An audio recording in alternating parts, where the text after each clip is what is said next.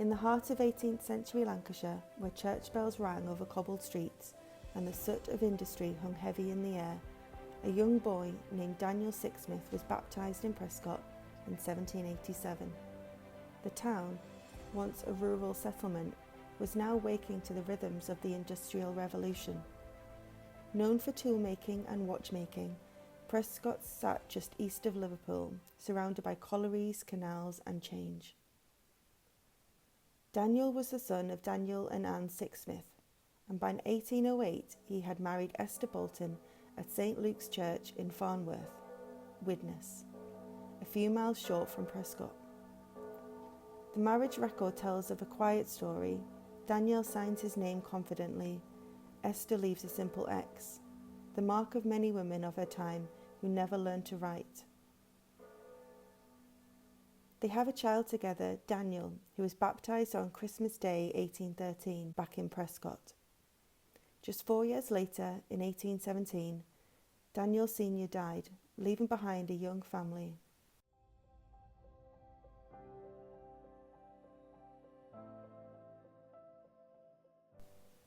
Daniel Sixsmith, born into loss, would grow up in a world reshaped by machines, mines,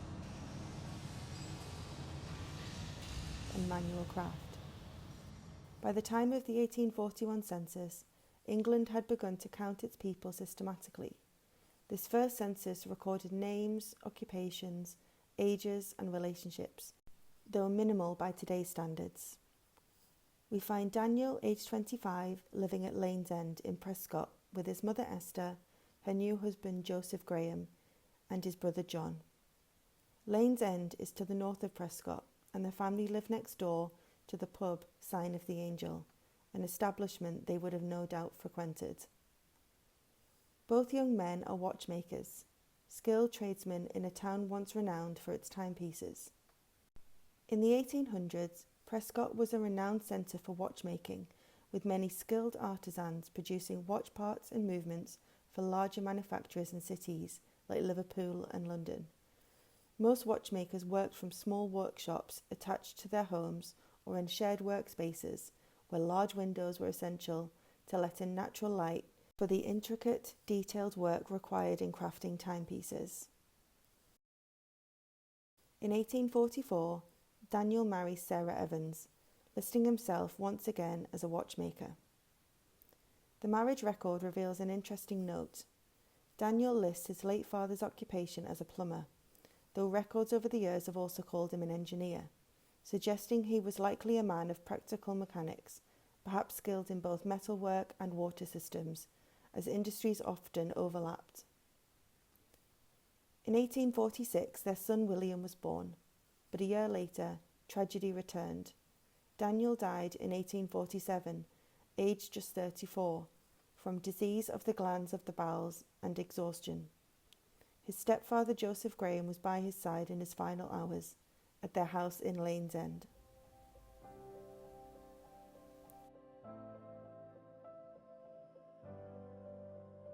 William Sixsmith, born in 1846, entered life just as his father's ended. Raised in Saint Helens, William's childhood was shaped by a new stepfather, Daniel Halsall, and a large blended family. The 1851 census finds him at Bridge Street with an older brother Roger and younger half-sister Catherine. Through the 1860s, the family moved to Welsh Row, and by 1871 they were living at Tow Row with Esther Evans, William's grandmother. In 1875, William married Elizabeth Jones in Prescott. His brother Roger signed as a witness, a touching link between generations.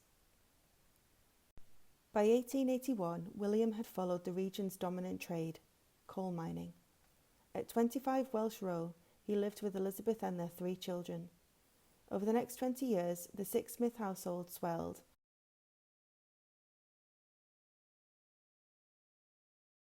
By 1901, they were at 54 Fenton Street, with 7 children living with them, and William's ageing stepfather, Daniel.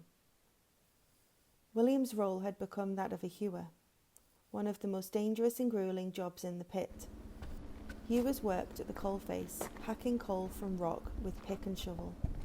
The work demanded immense strength, stamina and grit, often done in cramped, suffocating darkness. Accidents were frequent, injuries were common.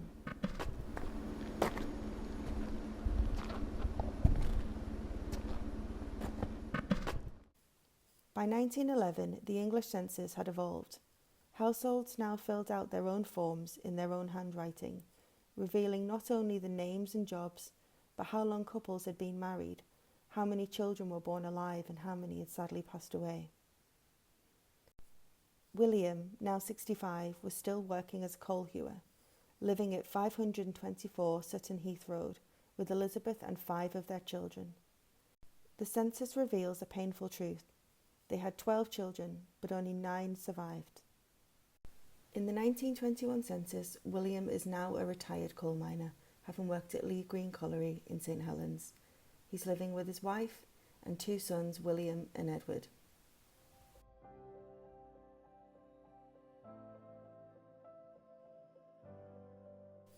Their son, Daniel Sixsmith, born 16th of July 1880, would follow in his father's footsteps and boots. By the 1981 census, Daniel was a scholar at St Anne's Boys' School in Saint Helens, but by 21 years old he was already a coal hewer still living with his parents. In 1917, at the age of 37, Daniel married Jessica Mills. Recently widowed, had lived just streets away from Daniel most of her life. Their paths, so closely wound, finally met in marriage. Both signed their names on the certificate, a moment of quiet equality in their partnership. The following year, Daniel's uncle, Roger Sixsmith, joined the Royal Navy, serving in World War I, under registration number 117941. He stood at 5'8", with brown hair, grey eyes, and a scar on his left buttock. Human details pulled from the military records that made him more than just a name. 27th of November 1920, Daniel and Jessie welcomed their son, also Daniel, into the world at 536 Sutton Heath Road. The Sixsmith family story is deeply rooted in Sutton Heath Road, where generations lived side by side for at least half a century. From 1911 through until at least 1957, their homes stretched along the same familiar street, from 524, 526, 528, 336 and 538 Sutton Heath Road to nearby 314 Elephant Lane. This close-knit cluster of addresses reflects more than where they lived. It tells the story of a family that stayed connected, supported one another, and built their lives within the same community. Sutton Heath wasn't just their address, it was the heart of their family history.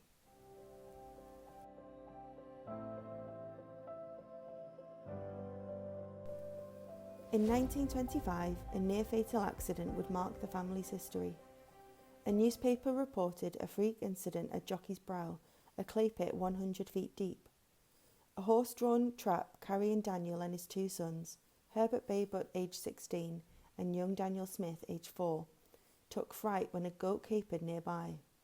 The horse reared, broke through the fencing, and plunged into the pit. In a moment of heroic instinct, Herbert shouted, "Jump, Daddy, before we go over." Daniel clung to the reins, cradled his youngest under one arm, and threw him up on the bank.